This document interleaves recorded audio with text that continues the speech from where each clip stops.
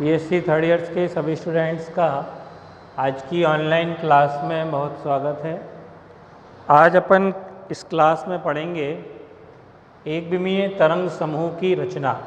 जैसे कि पिछली क्लास में भी अपन इस चीज़ का डिस्कस कर चुके हैं कि कण की गति जो होती है उसके साथ संबद्ध केवल एक तरंग संभव नहीं है, बल्कि घटक तरंगों के कारण एक तरंग समूह का निर्माण होता है और तरंग समूह के आधार पर ही हम उस कण की गति का अध्ययन कर सकते हैं।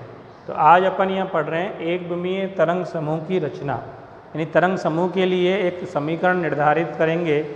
तरंग समूह के लिए किसी तरंग का एक तरंग फलन होता है ψxt।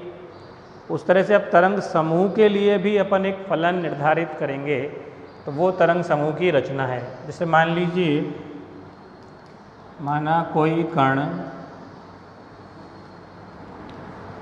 x दिशा में v वेग से गतिमान है, तो इसकी दिशा फिक्स है, x वेग फिक्स है, तो संवेग जो p आएगा बराबर mv। m तो ऑलरेडी निश्चित होता ही है। अब चूँकि v वेग अपने को पता है तो mv जो है वो यथार्थ है या निश्चित है, यथार्थ है या क्या है, निश्चित। यानी संवेग का निर्धारण अपन कर सकते हैं निश्चितता के साथ। तो फिर संवेग में अनिश्चितता क्या लिखेंगे, संवेग में अनिश्चितता। हाइजेनबर्ग के अनिश्चितता सिद्धांत सब जगह उपयोग होगा क्वांटम में। तो संवेग में अनिश्चितता डेल्टा px का मान क्या हो गया, 0, क्योंकि संवेग निश्चित है, यथार्थ है, उसका मापन अपन यथार्थता से कर पा रहे हैं। तो इसका मतलब संवेग में अनिश्चितता क्या हो गई, 0। तो हाइजेनबर्ग का जो अनिश्चितता सिद्धांत है उसके according delta x delta px equal to h/2 होता है। तो यहाँ से डेल्टा x बराबर क्या लिखेंगे, h/2 डेल्टा px। अब चूँकि डेल्टा px का मान 0 है तो समथिंग बटे 0 क्या हो गया, अनंत।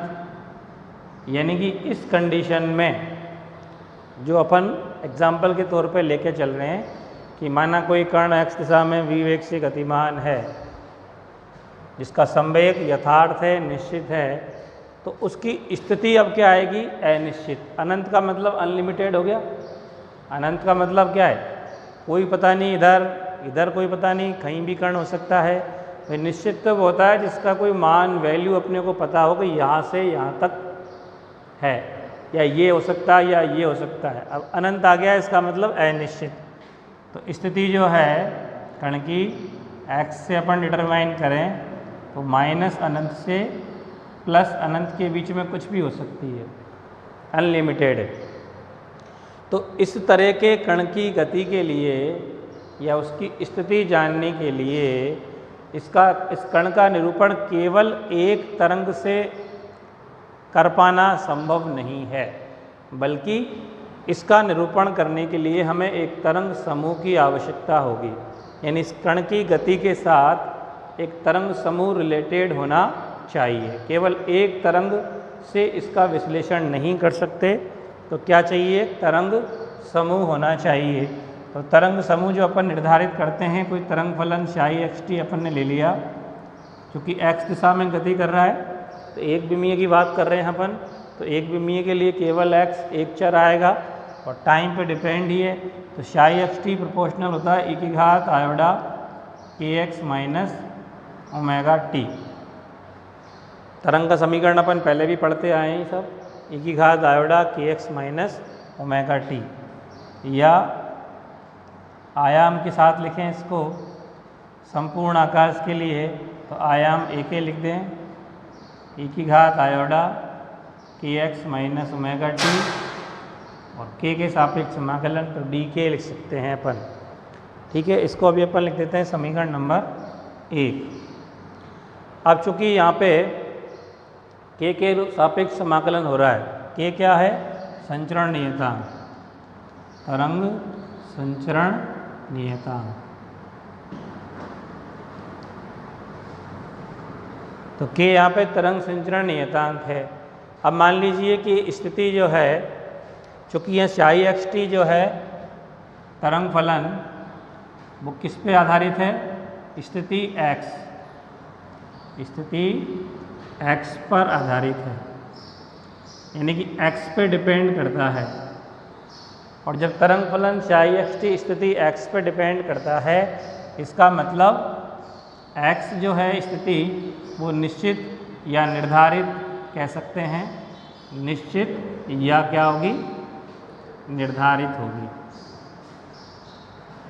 अगर ये तरंग फलन अपन लेके चलते हैं psi xt के रूप में एक विमीय तरंग समूह के लिए, तो x चूँकि यहाँ पे x पे डिपेंड है तरंग फलन psi xt, तो x तो स्थिति निश्चित हो गई। और जब x निश्चित, तो इसका मतलब संवेग क्या हो गया? अनिश्चित। संवेग कैसा होगा? अनिश्चित होगा। अनिश्चित का मतलब लिमिट क्या होगी इसकी? माइनस अनंत से प्लस अनंत। जैसे ऊपर एग्जाम्पल लिया अपन ने कि संवेग में अनिश्चितता 0 है, तो स्थिति माइनस अनंत से प्लस अनंत होगी। और अगर स्थिति निश्चित है तो फिर संवेग की लिमिट क्या होगी? माइनस अनंत से प्लस अनंत। अब चूंकि अपन ऑलरेडी जानते हैं कि P बराबर क्या होता है? h बार k। संवेग को हमने लिखा है कई बार, h बार k होता है। इस तरह से h बार की जगह h अपॉन 2π, k की जगह 2π अपॉन लैम्डा, 2π से 2π कट के h अपॉन लैम्डा होता है। देवरोगली सिद्धांत से अपन जानते हैं।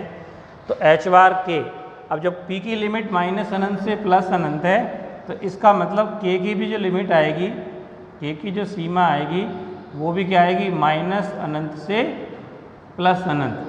भाई p बराबर h बार k लिख रहे हैं अपन, ये तो कांस्टेंट है, इसकी तो कोई लिमिट है ही नहीं, इसमें तो कोई परिवर्तन होता ही नहीं है, तो नियत है। तो जब p की जो लिमिट है, अब p का दायरा क्या है? माइनस अनंत से प्लस अनंत के बीच में, तो k की भी लिमिट क्या हो जाएगी? माइनस अनंत से प्लस अनंत तक। तो अपन इसको क्या ले सकते हैं? psi xt, समीकरण 1 को अपन लिख रहे हैं, ठीक है। समानुपात चिन्ह हटा के नियतांक लगा देते हैं 1/√2π, और समाकलन की लिमिट क्या हो गई?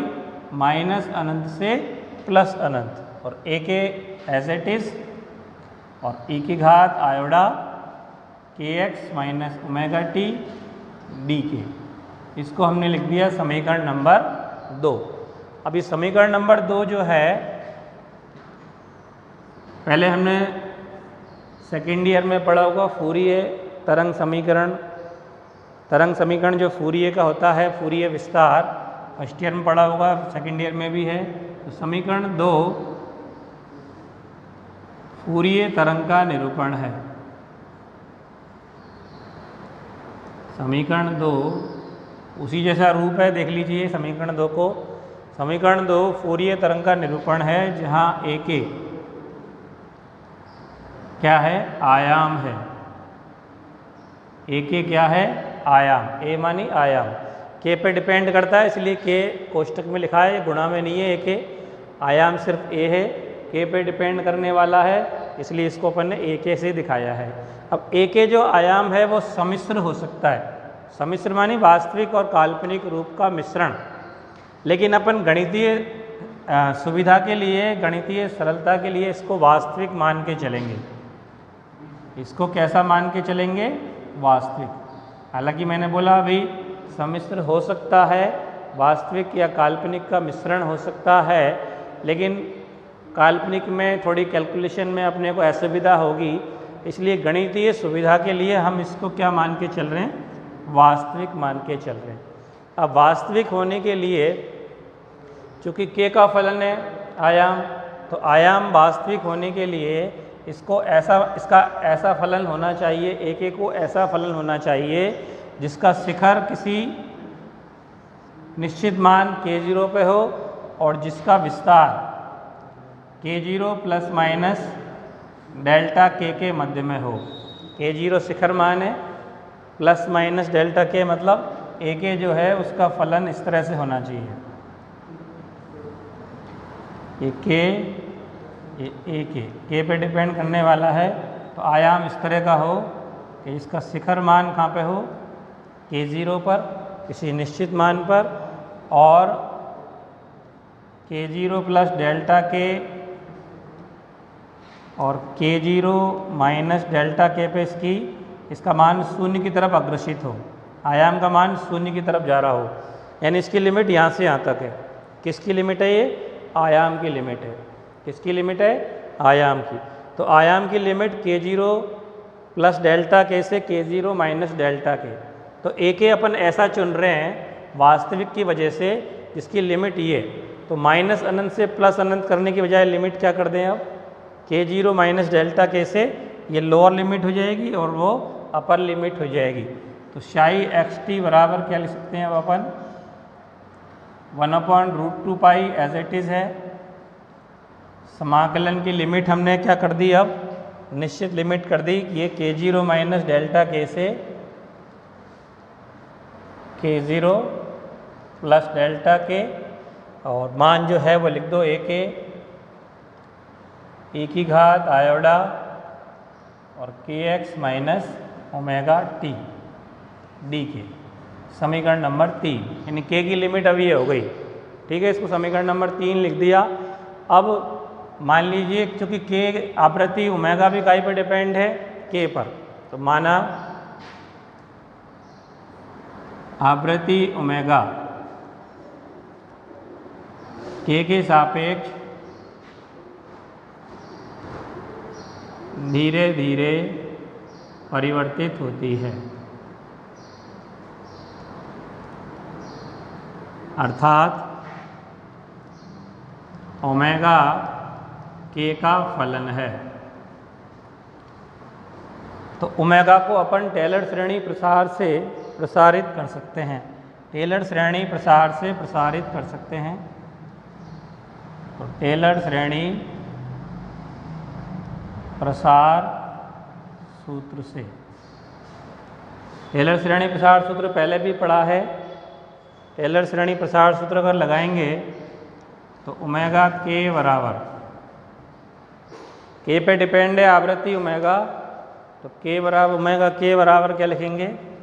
ओमेगा k0 प्रारंभिक मान है। इस वक्र से देखो k0 से स्टार्ट हो रहा, मैक्सिमम मान है आयाम, तो आवृत्ति भी उसी के अकॉर्डिंग होगी।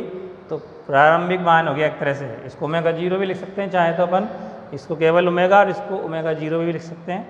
प्लस ओमेगा में k के साथ परिवर्तन हो रहा है तो D omega upon D K. Omega में k के साथ परिवर्तन D omega upon D K into k minus k0 upon factorial 1 plus अगला करेंगे तो d2 omega upon D K square k minus k0 का whole square upon factorial 2 plus dot dot. अब चूंकि मैंने लिखा है कि धीरे धीरे परिवर्तन होता है, यानी अल्प परिवर्तन है, इसलिए उच्च घातों को क्या मान लें? नगण्य मानने पर। उच्च घातों को क्या कर लें? नगण्य मानने पर। तो उच्च घातों को नगण्य मान लिया तो केवल यहाँ तक हमारा मान हो गया।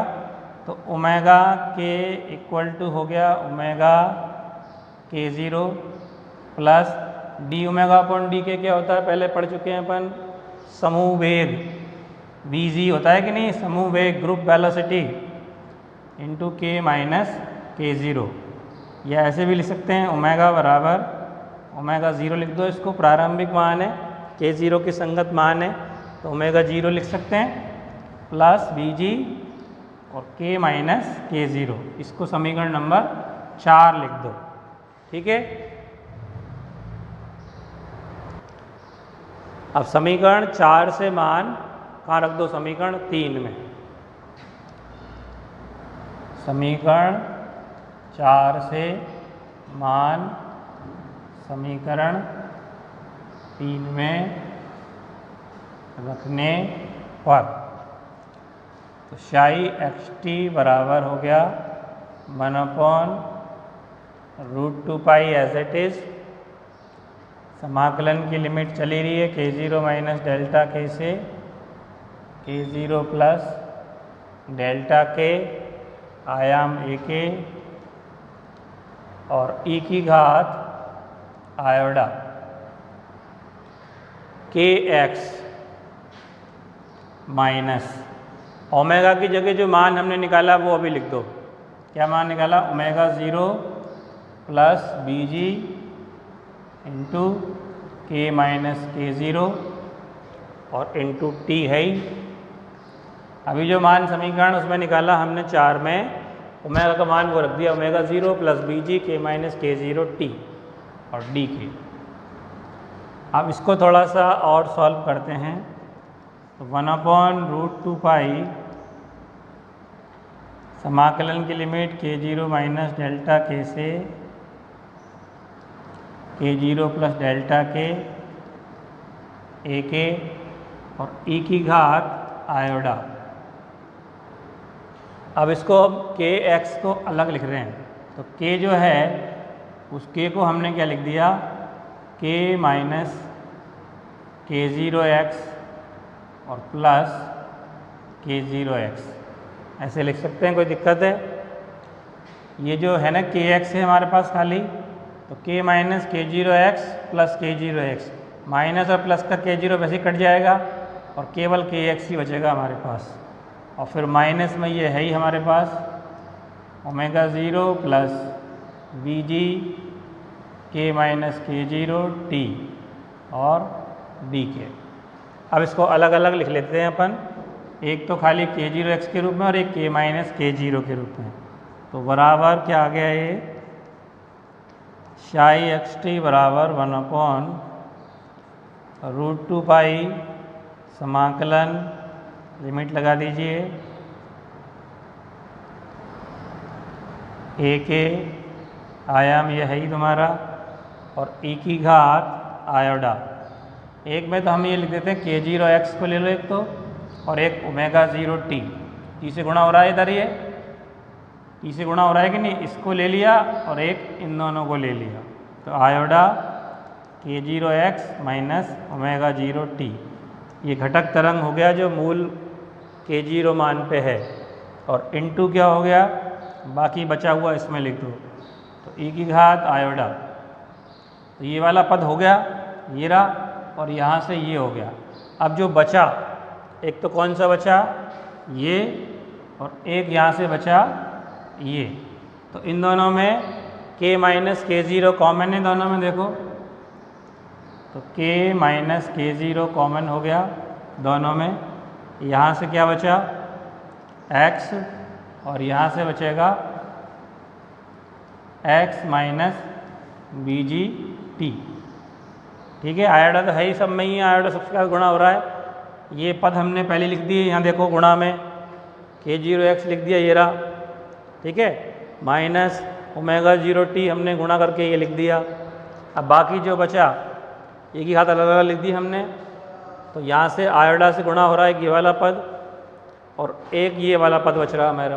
तो इन दोनों पदों में हमने k माइनस k0 कॉमन ले लिया, कोई दिक्कत है कॉमन लेने में, नहीं।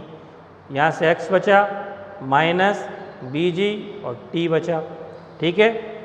तो दो अलग अलग हो गए, अब इसको अपन अलग अलग लिख सकते हैं। तो शाई एक्स टी बराबर 1/√2π, 1/√2π ये एज इट इज़ है, और इनको अलग अलग लिख दो।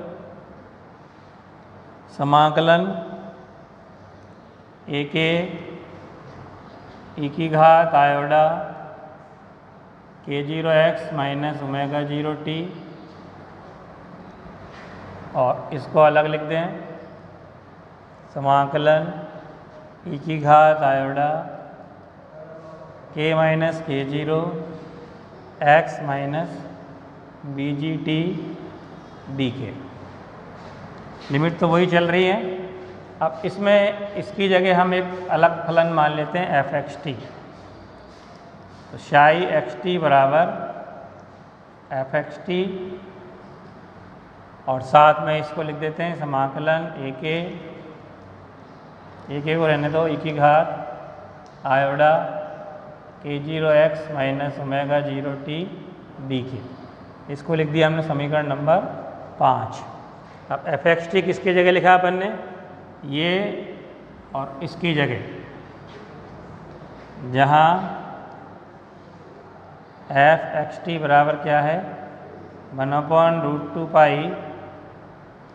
समाकलन e की घात iota k minus k0 x minus VGT dk। इसकी जगह लिमिट वही है k0 minus delta k k0 plus delta k। अब ये समीकरण 6 जो आया, समीकरण 6 तरंग समूह के आवरण को प्रदर्शित करता है। तरंग समूह के आवरण को, इस समूह जो बनेगा तो उसमें घटक तरंगें कई सारी होंगी, अनेक तरंगों का समूह है, तो घटक तरंगों के समूह से जो आवरण बनेगा उस आवरण को ये शो करता है। ये घटक तरंगों का समीकरण है, समीकरण 5, और ये जो है वो समीकरण 6 उसके आवरण को शो करेगा। यानी अपन इसे दिखा सकते हैं, इसको आवरण कैसे बनेगा। ये आवरण में भी तरंग है, तरंग समूह है, घटक तरंगें इसमें मिक्स होंगी इस तरह से। ये घटक तरंगों के लिए है। अंदर वाला जो ग्राफ है ये वो किसके लिए है, घटक तरंगों के लिए, जो तरंग समूह का निर्माण कर रही है उन घटक तरंगों के लिए है। और ये जो ऊपर वाला है वो आवरण को शो करता है। विस्थापन समीकरण अपन जो ग्राफ बनाते हैं समय के साथ, तरंगों का ग्राफ बनाते हैं कि नहीं, समय के साथ तरंग फलन का, तरंगों का विस्थापन, ये विस्थापनित है साई एक्स टी यहाँ पे। तो ये एफ एक्स टी जो बराबर जो अपन ने समीकरण 6 लिखा है वो आवरण को शो कर रहा है। और अंदर वाली तरंग, घटक तरंग जो है वो समीकरण नंबर 5 से, जो मूल तरंगें होती हैं, मूल तरंगों को समीकरण अपन यही लिखते हैं, आयोडा के एक्स माइनस ओमेगा टी। अब के की जगह k0, क्योंकि बेसिक जो पॉइंट है मूल बिंदु वो k0 पे है, स्टार्टिंग पॉइंट जहाँ से मान घटना चालू होता है वो k0 पे, इसलिए k0 के रूप में लिखा है। ओमेगा 0 वही प्रारंभिक आवृत्ति तो है ही है, स्टार्टिंग। तो ये तो मूल घटक तरंगों का समीकरण हो गया, और ये आवरण का। तो इस तरह से समीकरण 5 और 6 मिला के, 5 और 6 का दोनों का मिश्रण ये है, ये हमारा समीकरण जो है। तो 5 और 6 तरंग समूह एक विमीय एक्स दिशा में है खाली, इसलिए एक विमीय तरंग समूह का निरूपण है। यानी दोनों समीकरण मिला के क्या कहलाता है, एक विमीय तरंग समूह का समीकरण है, एक विमीय तरंग समूह का फलन है। वो तो दोनों एक ही है, मैंने अलग अलग लिख दिया है, इसमें एक ही है पूरे में। इसको एफ एक्स टी लिखते हैं तो एफ एक्स टी ये रहा, और एफ एक्स टी की जगह यहाँ है। तो 5 में तो 6 वाला मान इसमें रखोगे, वही ऊपर वाला ही समीकरण है। तो ये एक विमीय तरंग समूह का निरूपण है। इसमें नंबर 1 चीज़, चूँकि ये घटक तरंगों का समीकरण 5 घटक तरंग का निरूपण है, घटक तरंगों का निरूपण है, जिसकी कला क्या होनी चाहिए, नियत, जिसकी कला नियत है।